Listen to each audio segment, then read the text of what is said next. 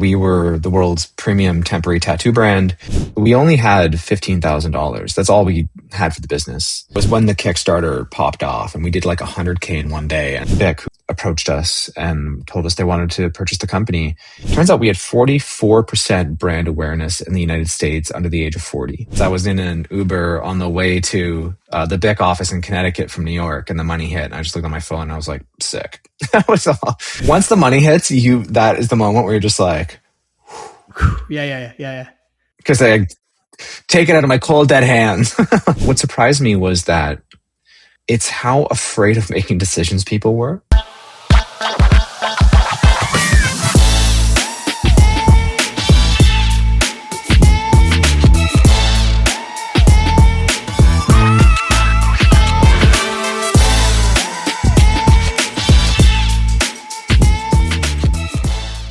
Hey again, and welcome back to NexChapter, recorded right here in the Republic studio. Think about it as the Republic for founders and entrepreneurs, where we share wisdom, have fun, and celebrate the journey of another entrepreneur.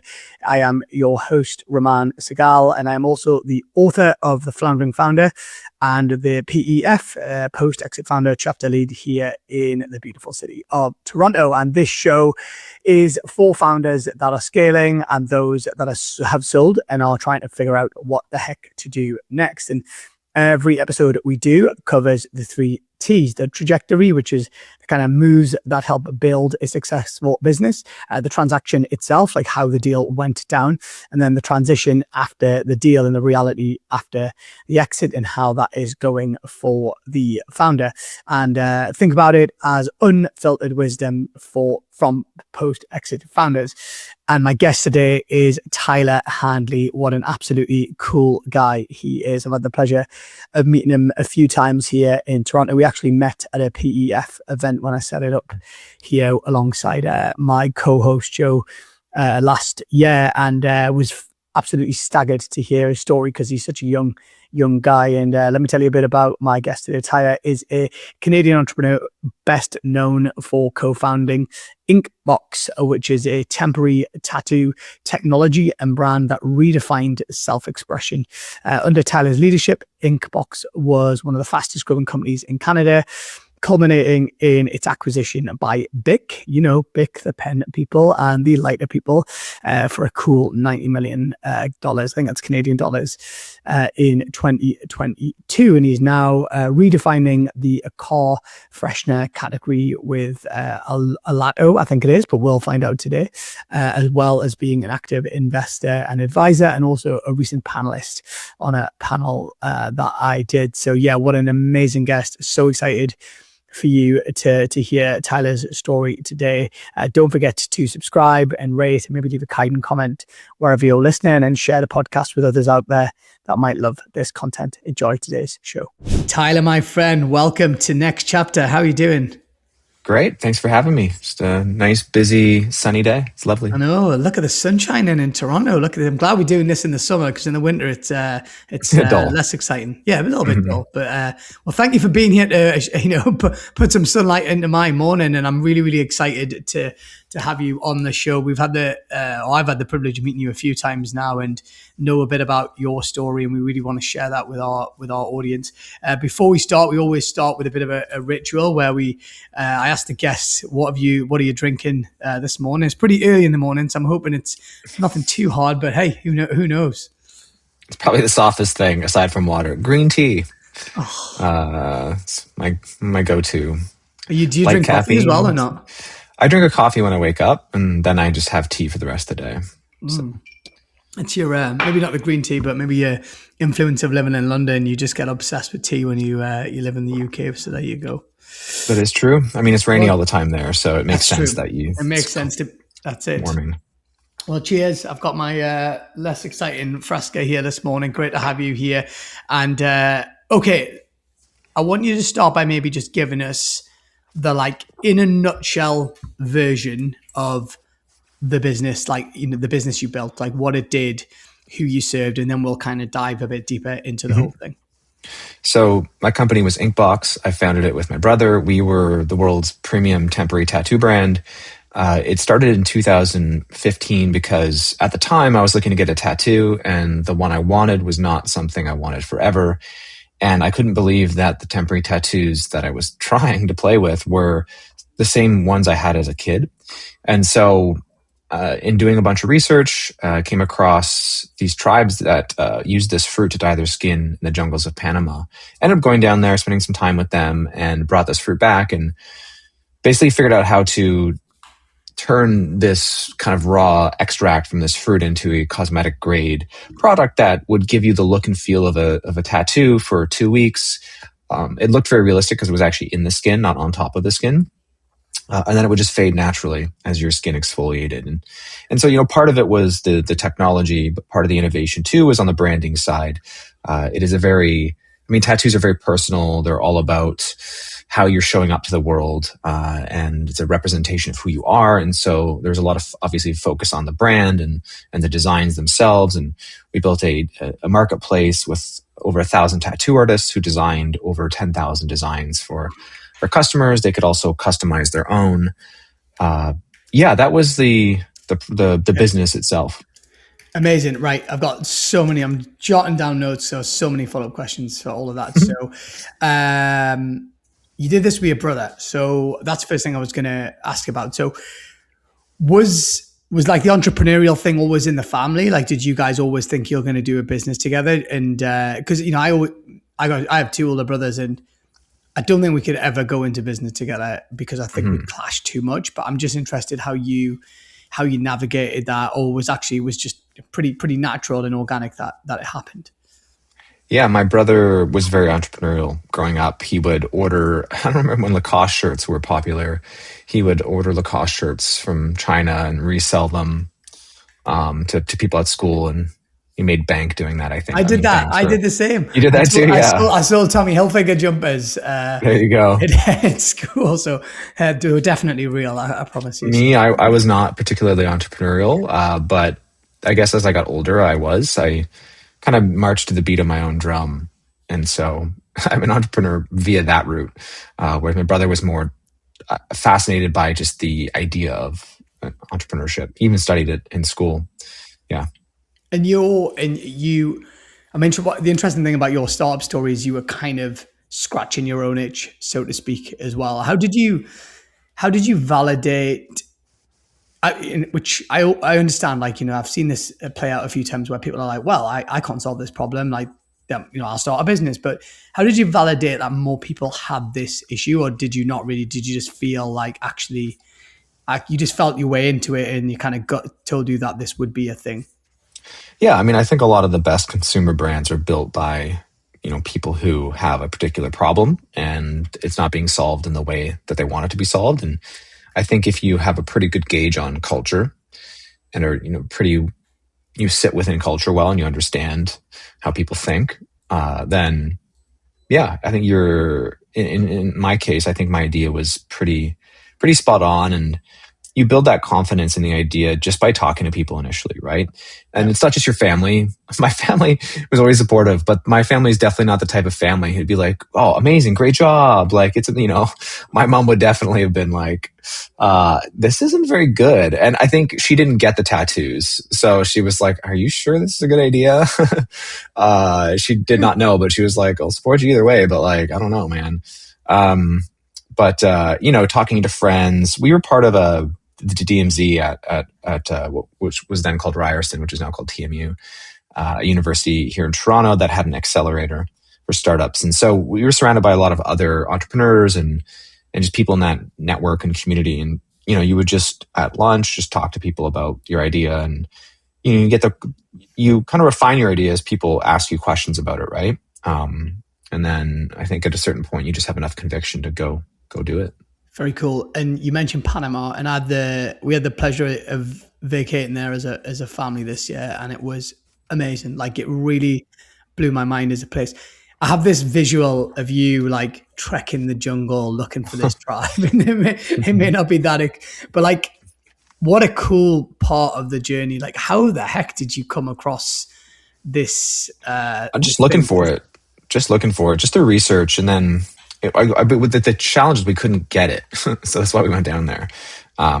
I just found a Wikipedia article about this stuff, and there's really not much known. And so we found a charity that worked with some tribes there and got them to just like plan the trip down. And it was not in like the vacation Panama. It was in the most inhospitable part of the world of Panama, which is the Darien, the Gap, like where it's there's no roads. Like literally, we drove to the end of the road, which is kind of fun. And yeah, we spent some time with the tribes there and learned how they used it. Very different than how obviously we would eventually use. Well, we didn't use the fruit. We started with the fruit, but then we eventually obviously developed a product that was just based on an active molecule in said fruit. So okay, so the fruit was the key kind of aspect. It's where we found the molecule, that kind of served as the base for everything we built thereafter. Wow. Okay, what an amazing story, man. Absolutely cool. Okay, and I want to move on to, I think it's 7, you're still in 2022, right? So 7 years or so, you guys built this business. You mentioned before a couple of things which I wrote down, tech, branding, marketplace. I'm sure there were other things as well. As you reflect back on the journey, like obviously you developed this concept, which was unique. It sounds like you had some kind of IP or uniqueness around the ingredient as well. Maybe I'd love you to explore those, but also like, what were the other kind of plays that you like, killer plays or really unique things did you guys do that allowed you to really grow the business at speed? You know, in addition, obviously you and your brother just being, a good combination as well. Mm-hmm. We were pretty inexperienced and pretty scrappy. So I'd say the first unlock is just being scrappy and solving problems. We launched a Kickstarter that got us our initial attention and really, kickstarted us.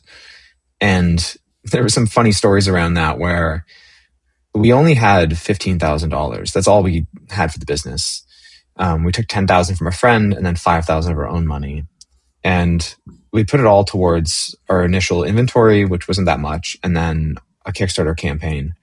And, a decent amount of that was like the video and just like building the page. But then when we launched, we literally went around this place, the DMZ, and we had printed off, I think, $1,000, and we just went around and gave people 20s and we're like, go back us on Kickstarter.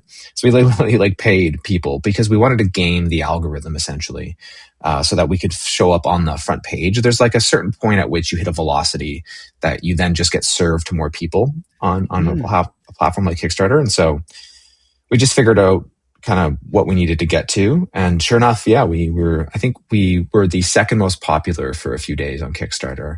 Wow. Project. And then, it was good that really kickstarted us. That was I'd say one big unlock. Another big unlock for us was, I would say raising venture capital. For my new business, which we'll talk about later, I'm not raising venture capital for it.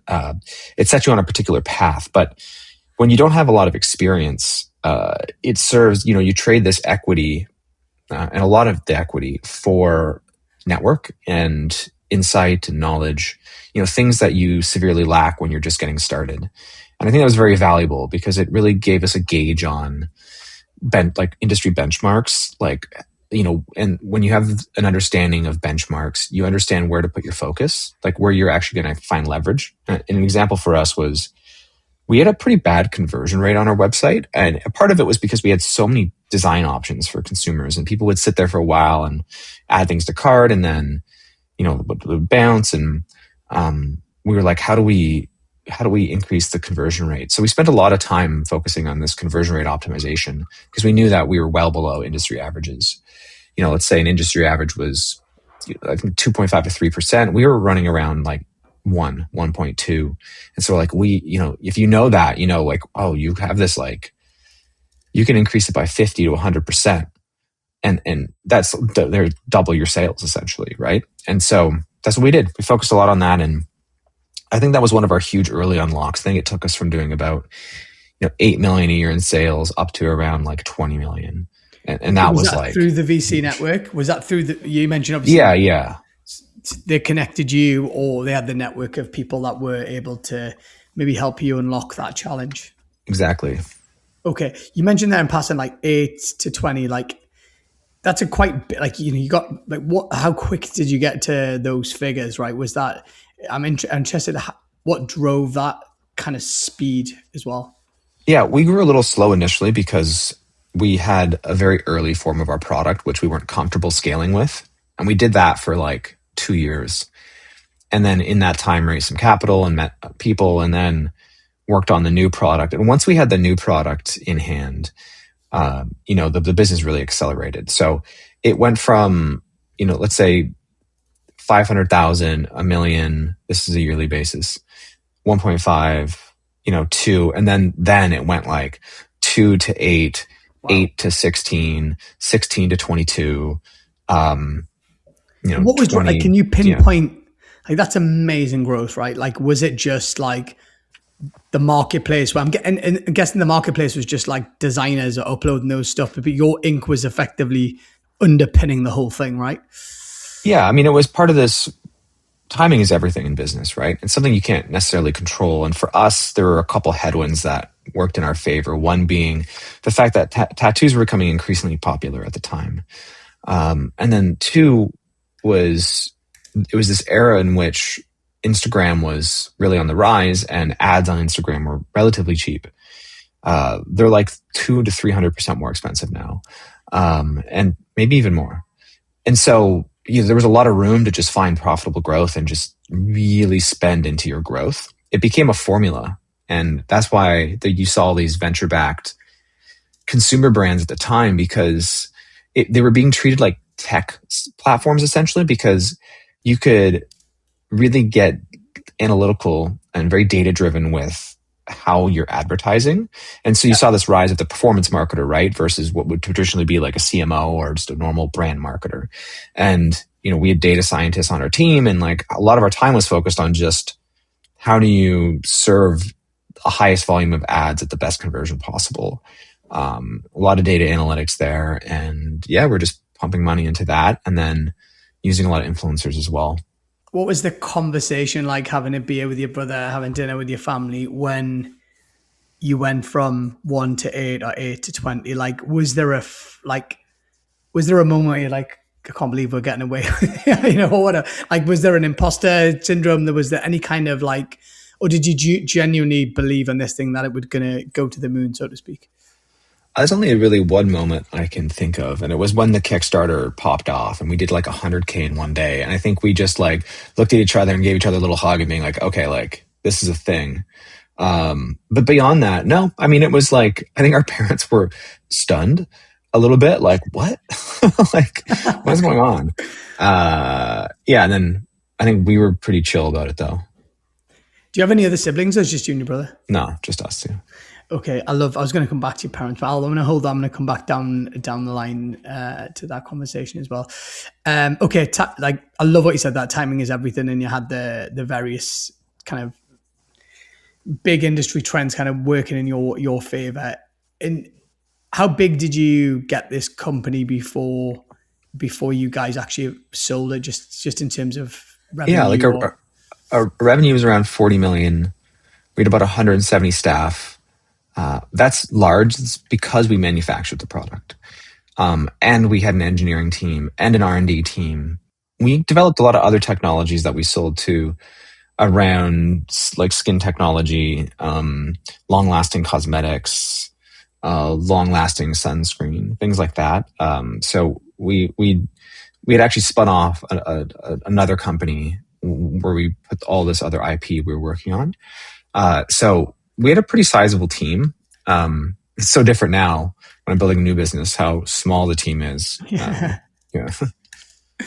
That's amazing. And before we kind of go into the transaction, how did you and your brother work out who was responsible for what? And because I can imagine when you have 170 staff, were you the CEO? Was your brother CEO? Were you both kind of running the business and you were both the bosses? Did you guys? Yeah. How did you manage that between yourself, or was it formal? Was it not formal? It came pretty naturally, and I would say it was formalized because the VCs and our board members did not want two heads. They wanted just one, essentially. Obviously both from the board, but being the older brother and I would say being someone who I'm a pretty competent like speaker, public speaker, uh, pretty good at talking to like investors and putting on a good face. And so I think it was natural that I was the CEO for the business. And my brother was a really like, I would say much more consumer oriented. And I'm more like product oriented. And so it very naturally kind of bifurcated where Braden handled the, the customer service, the marketing, anything that really had to do with the consumer. And I initially oversaw like ops, finances, the product development itself, a lot of the brand building as well. And then the raising of the capital, and like the hiring of the exec team and stuff like that. But eventually, you give those pieces away. You hire a COO, a CFO, people who can oversee those verticals in the business that you don't really know anything about. Very cool. And did you mentioned raising capital there. Now, that's the final thing I was going to ask you when it comes to the trajectory. You guys didn't raise a crazy amount. I know you raised some money, but you obviously talked about the benefits that you experienced by raising the money and actually having that VC. Have you got any regrets or any lessons that you learned through that fundraising process? No regrets. It was scrappy initially. I didn't have a network, so I was raising from just random angels that maybe made some money in real estate who wanted to put their money somewhere. It was super random people, and there were people who try to take advantage of you, try to take an insane amount of the company for a very little amount of money, and you're just like, what? And so I think we had a pretty good judgment on that, and not getting. I think we chose to work with people that we trusted, and it was good in the end. I mean, we had good board members. We liked all the partners that worked with us, still friends with them, invested in some of their funds now too. So, yeah. Well, we're going to get to that. And so let's move on to the transaction. Obviously, you and your brother clearly built an amazing business. And as someone with a few tattoos, I didn't even know temporary tattoos even existed. And my wife's been kind of umming and ahhing about getting a tattoo for years. And I was like, there's this temporary tattoo thing, which I think in that sense, like I, as a consumer, like I completely get it. It's such a big deal, especially for people. I see people that will spend 10, 20 years kind of thinking about what that first tattoo will be. And then for people that like myself have got a few, once you get one, it's kind of like, it's a bit of a domino effect and you tend to get a couple after that. But what a great concept. But obviously you guys executed it really, really well.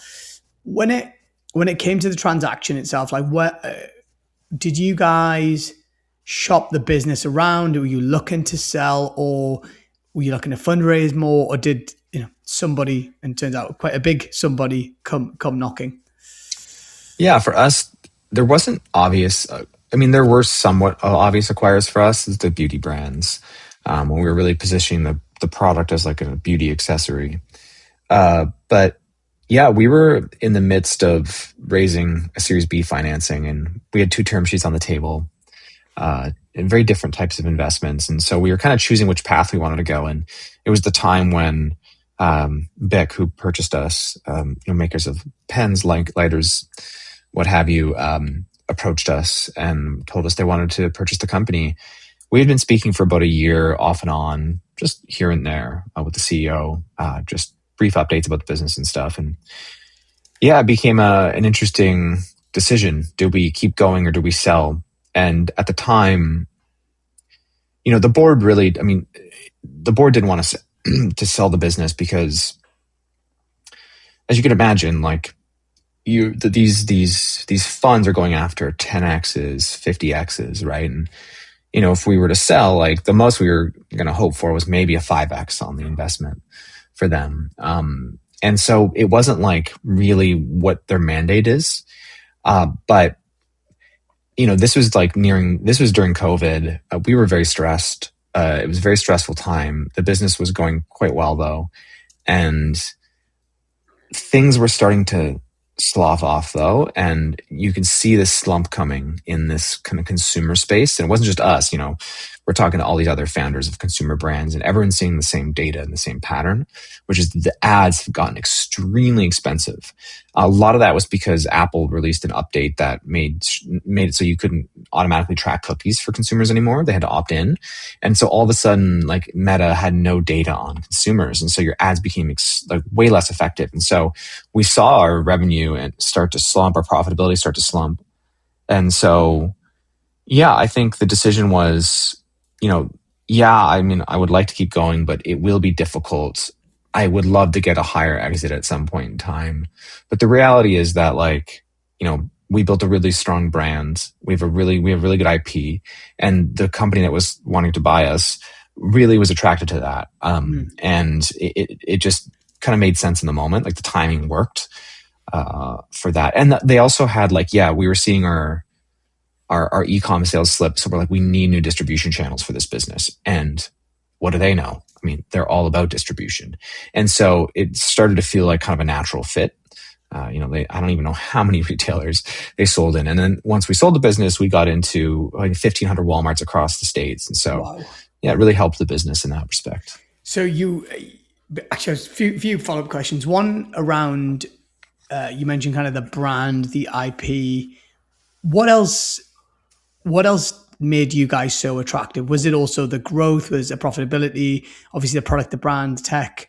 I remember when you and I saw each other last, I think you were talking about BIC's obviously quite a traditional, older business, and you were this as trendy as brands come. Like I would put you on that kind of spectrum. Was it also a piece of like we want to get into a younger demographic? Or yes, yeah, for sure. Yeah, I mean, they were really attracted to the brand, and they had a competing product in market that they just didn't know how to brand. And these big companies, that's one thing they just don't understand. And when you start to work in these big companies, you really learn to understand that. They're very good at particular things. Building a brand is not one of them. Initially when they started in the 50s, that was, and up into the 70s, they're great at it.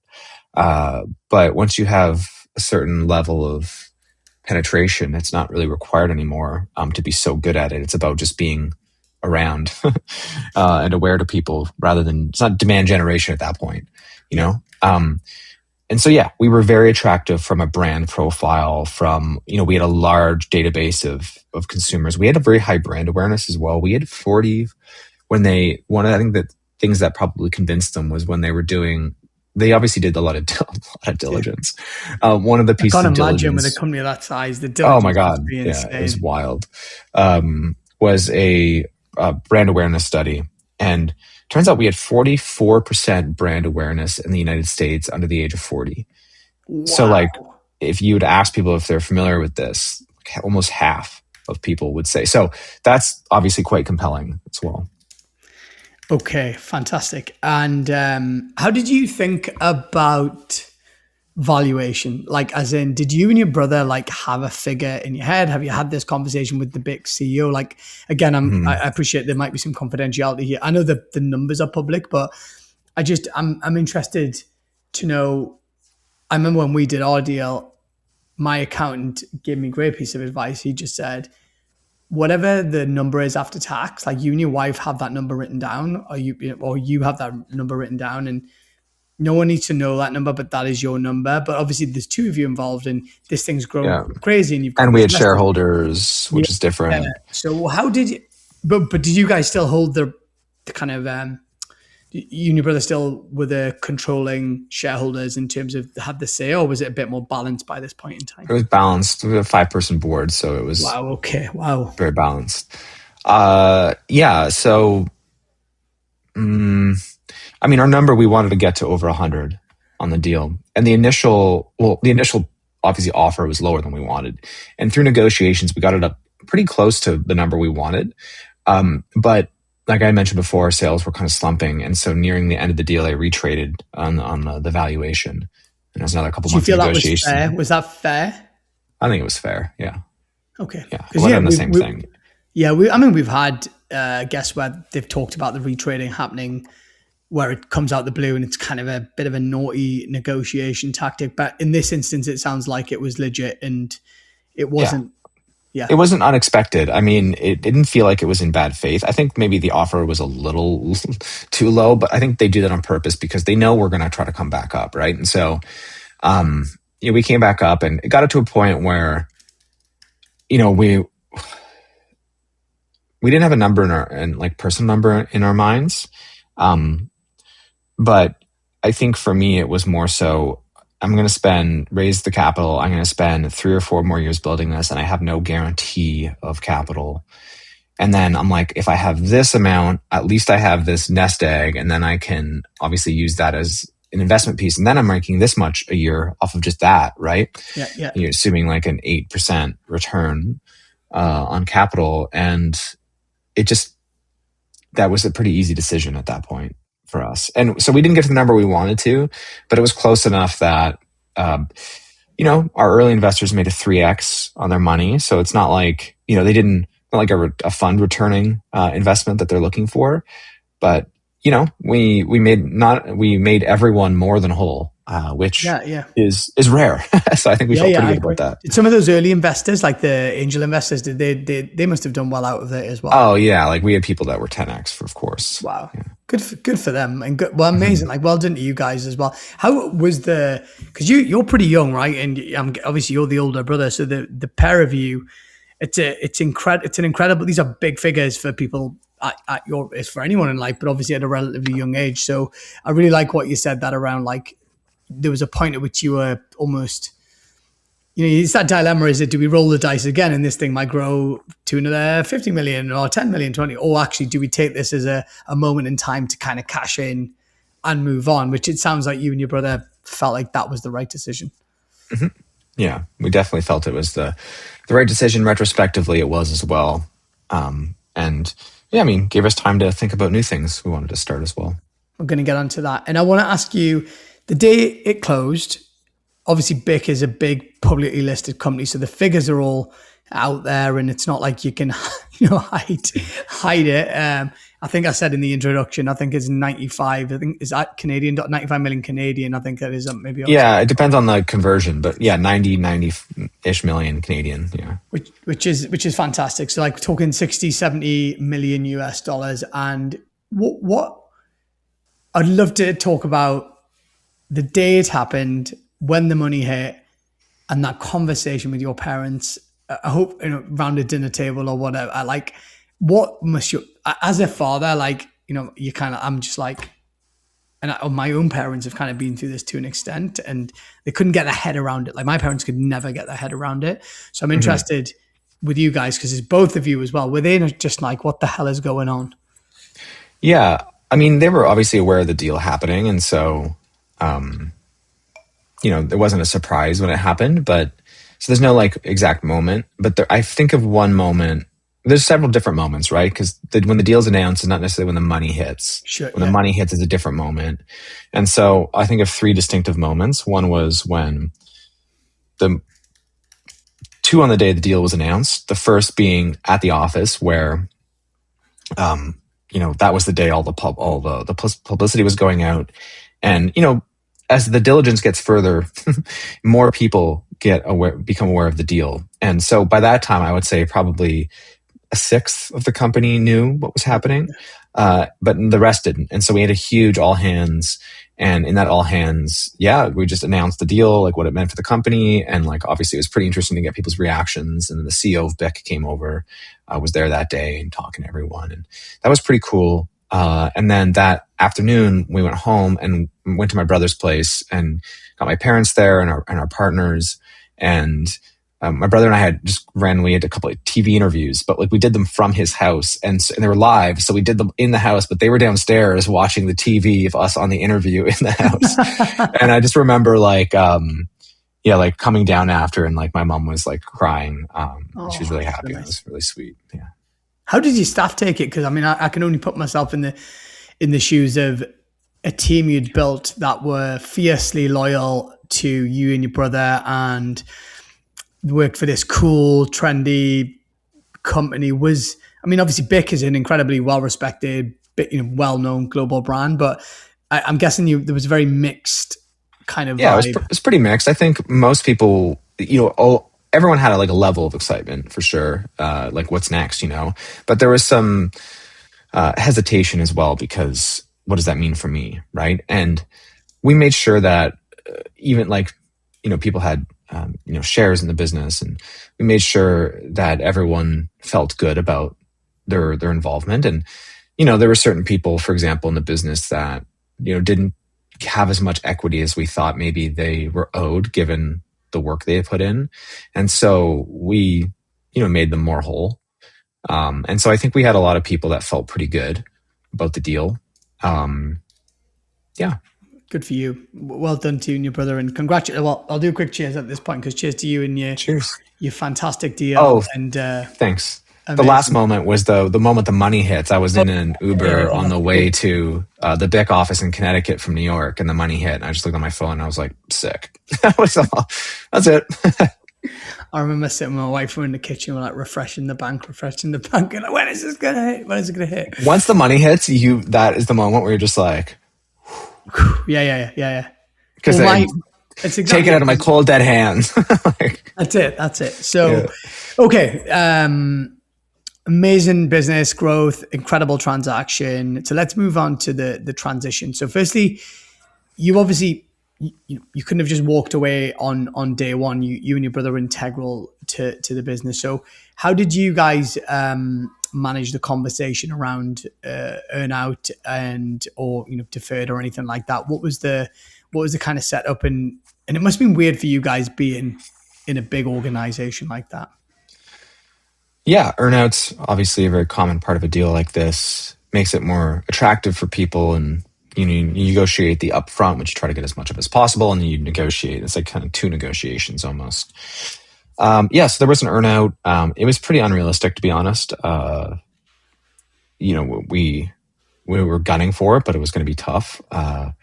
And our earnout period was 2 years, and so I didn't end up lasting the full 2 years because, as you can imagine, working in that company was so different. And frankly, I slowly got kind of pushed out. I had less and less power to make any decisions, and any decision I did make took forever to actually happen. And so I didn't feel like it even made sense for me to stick around that much longer. I had a good experience with people. Like, I enjoyed the people. Like, I had no issues with anyone. But it's slow moving, as you can imagine. It's just the way an organization of that scale moves is so drastically different than a startup, as you can imagine. But what surprised me was that, and I'd never worked in a large corporation before, it's how afraid of making decisions people were. And in a startup, you have to be comfortable making decisions with limited information. Constantly. You just have to do it. You have to take all these risks, and you try to be as calculated as possible, but like and you're going to make mistakes, but like in a large org like that, like everyone truly is out for themselves, and it's their career, and they're afraid of making a decision because if they make the wrong one, it's their head in the line. No one wants to attach themselves to a bad decision, a potentially bad decision. And so no one makes the decision. But if a decision does get made and it looks like it's going to be good, then everyone tries to attach themselves to it. It's like, oh my God. Politics, right? So many politics. Yeah. I'm sure it's like that in every large organization. It is. And I have to say, like, my experience of working in big companies is very similar. And like you said, and I worked for Heinz when I was younger, and it was a fantastic brand. Like, I got to work and met some amazing people, worked on the Heinz tomato ketchup brand in London, and it was just staggering to me how long you think a decision's been made, and then it goes through rounds and rounds, and then eventually it doesn't happen. And like, wow, we've done all that work for no reason. And that kind of afraid to make decisions piece is staggering when you come from an entrepreneurial background like you guys have done, where you have to make decisions so quickly. If I reflect back to the question I asked you earlier about, like, how did you know this like ink tattoo thing was going to be a thing? Like, did you validate it? And you were like, well, we kind of just like asked a few questions. We kind of felt our way through it. It's exactly what any scrappy entrepreneur would do. But in a large organization, that is like months, years of validation and market testing and market research and all that type of stuff. So, and did you, if you're able to share, like, was your your decision to leave early, did that mean you were leaving some cash on Yeah, the of table, so to course. speak? Yeah. Yeah. Which is a shame, really, for you guys. That's did your brother stick out for 2 years, or did he leave at the same time as you? Same time. Yeah. Okay, hopefully you got enough anyway. Don't worry about that. You guys Yeah. seem to have done fine out the deal. Okay, I want to move on to then you leave Bic. Did you like? Was there a bit of a honeymoon period? Did you kind of like immediately think, okay, let's do the next thing? Did you know what you wanted to do next? And again, this is a good segue to maybe talk about what Mhm. this next piece of the Tyler story is. Yeah. I think while I was working there, I slowly started to have less and less work to do. I was just sitting in meetings a lot, right? And so I started to then think of like what was next. And then I think, once I really like stepped away, I took some time off, obviously, to do nothing, focus on hobbies, built a little music studio, traveled a bunch, started to learn a new language, just things I never had the time to do before. Made new friends. Yeah. Yeah, like just had tried to have a lot more fun. And but I would say maybe 6 to 8 months after, a couple months after we left, we started to have this idea for another business. And yeah, started kind of working on that. And then also like started investing as well. Just to stay sharp, stay in the industry, investing in some startups, some being an LP in some funds, just stay connected. Obviously, hopefully get a return, but to me, that's like I invest to stay involved. Yeah. I really like what you said there, to stay sharp. Like it's a really interesting turn of phrase. Do you mean that in the sense of like where you kind of and you decided to use a lot of your time for leisure and hobbies and blah blah blah blah, like this kind of like keeping your business mind going and keeping your like avoiding Exactly. the intellectual, someone called it, I had a guest on the podcast that described it as intellectual atrophy, which I thought was a Yeah. fantastic way Yeah. of putting it. Which I thought was a great way of Yeah. So my talking about business it. muscle. Yeah, the business muscle. Yeah. Okay, cool. And then talk to us about, did you get bored? And did you have any like I don't get bored. like was there any identity crisis in there, like where you were tied to, because you built such a cool business that like I can imagine a situation where like you were the Inkbox guys, right? Like that was your Yeah. thing. Yeah. That was the top. Like was there any like It got a little annoying over time when you would meet people and they'd be like, "Oh, you're the Inkbox guy." I'm like, "Yeah, yeah." And I just sell the whole thing again, oh, okay, Like, so actually yeah, was it like slightly liberating for you to then, a little bit, yeah, oh, a little interesting. liberating, and I would say also, yeah. I mean, I don't necessarily like. It's not you do learn to somewhat feed off of the validation. It's kind of a dangerous feeling, right? But I learned to not really care anymore. Um, and so for my next business, we really wanted to build something. It wasn't about, I mean, every business is about money, but like, it's not about huge return, building this massive company. Kind of been through that already. And Inkbox wasn't massive, but it was big enough that it like had meaning and some Yeah. weight and heft to it. And for our new business, we really wanted to create something that we just felt really proud of, that we could stand behind, that, if it was about identity and it was something you would talk about with people, you could just be like, yeah, like this is my new thing. I love it. Like it's really fun.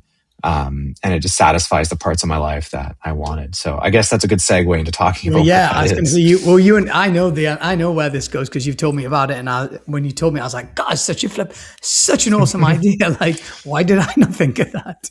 Yeah. So it's, we had this idea for we just found a gap in that we like cars, and I like fragrance. I like nice things. I like clothes, and saw this gap in the car freshener market, where you have these cheap ones that most people are familiar with, the little trees and what have you. And then you have really, really expensive ones from like Diptyque and Joe Malone, which don't actually offer any new innovation. They're just their sense in the same, like it looks nicer, but it's literally the same material that you would get in a Febreze car freshener. And so we're like, okay, how do we create a better car freshener? It has to last longer. It has to look nicer. It has to be elevated, both from a scent perspective and a design perspective. And so, yeah, we created a new type of car freshener. It's called Olauto, and Olauto. And yeah, they last, depends on the scent, but anywhere from like 2 to 3 months in your car or your home, which we sell little stands for. And they look great. And they have a little magnetic clasp, which is quite fun. Beautiful. Yeah. And so we're Can you really loving this. as a bracelet afterwards, because it looks a bit like my bracelet here. So. It does, yeah. That's very cool. And I mean, I'm not sure if this is the design, but I love I think it's a great gift as well. And they're not like crazy expensive. They're great gifts, they're yeah. Fantastic gift where, like, someone might not, like, to your point, like someone might not spend $20-$30 on a car freshener because they're used to spending $1 or $2. But actually, if you buy someone it as a gift, they're like, this is amazing because I would never spend this money on myself. And then hopefully you get them hooked on the brand. And I love, like, you are once again scratching your own itch, which I think is cool. You have recognized a part of the market that it's kind of one of those ideas where people are like, oh, I can't believe I never thought of that, which I think is fantastic. But I also get the sense from you that, like, and obviously I didn't know you before you did the last business, but like there is a relaxed, liberated freedom about you. And I suspect your brother, because you're not doing this for the money in return this time. You were doing this probably because it's a passion thing that clearly has commercial business potential, which I think is very cool. Like, I think you guys have, what a lovely kind of combination. I'm assuming you're doing it with his brother, right? You guys are doing it again. Yeah, doing it together and with some other friends, and yeah, building a business that's a little more low key, and at the same time, like helping friends' businesses. My friend's launching a new AI powered but not customer touching company called Human Touch, which is like a customer service platform where everything's AI powered in the background, but a consumer is never actually talking with an AI. There's always a human in the loop reviewing things. So, I'm just helping like my friends' companies a little bit, and investing and like you said, just keeping that business muscle going. Yeah. You seem to have a nice balance between everything that you're working on. And I admire that, because I think there's a lot of people that I've had on the podcast that have really struggled when they've sold their businesses with their identity, with boredom, with what to do next. And it becomes less about the money by that point. And, to anyone outside of that sphere, they can't get their head around it because it's like a tiny, oh, you've got all the money in the world. You must be very happy, but it doesn't really work. There's fulfillment. There's also like when you start a new business, there's kind of a lot of pressure in a way, which, I didn't want the pressure to build something really big the second time. And not saying this can't be, but we're building it in a very thoughtful way, very cash positive, very just like a really strong, long lasting business. And I'm not kind of chasing the grow fast, grow big, make ton of money, but sacrifice my life for it. It's more of a, it serves my life. It doesn't, I don't serve it. Yeah. I think I've said a phrase on the podcast before, but there's an author called Derek Sivers who I follow, and he's fantastic. And there's either a blog or in one of his books, he talks about, he sold his business many years ago for $20 million. And he talked about it being like, once you've won the game of making the money, you can go do you don't have to play the game again. You have won that game.